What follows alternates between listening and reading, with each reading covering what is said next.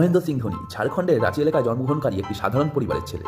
কে জানতো সে একদিন ভারতের হয়ে অধিনায়কত্ব করবে এবং সারা বিশ্বে ইন্ডিয়াকে 1 নম্বর স্থানে নিয়ে যাবে। সেই হলুদ জার্সি পরে খেলতে দেখবো mister cool, best captain, DRS king, world fastest wicket keeper এবং বেস্ট ফিনিশারকে। সবাই জানে, তাও একবার জয়ের কৃতিত্বের কথা না বললেই নয়। তার অধিনায়কত্বে ভারত 2007 সালের আইসিসি টি-20 বিশ্বকাপ, 2007-8 সালে সিবি সিরিজ, 2008 সালের গাভাস্কার ট্রফি, 2010 সালে অস্ট্রেলিয়ার বিরুদ্ধে 2-0 ব্যবধানের সেই বিখ্যাত সিরিজ এবং 2011 সালে ক্রিকেট বিশ্বকাপের জয়। তার অধিনায়কত্বেই ভারত টেস্টে র্যাঙ্কিং 1 নম্বরে উঠে আসে। এখনও পর্যন্ত টেস্ট এবং ওয়ানডেতে তার রেকর্ড কেউ ব্রেক করতে পারেনি।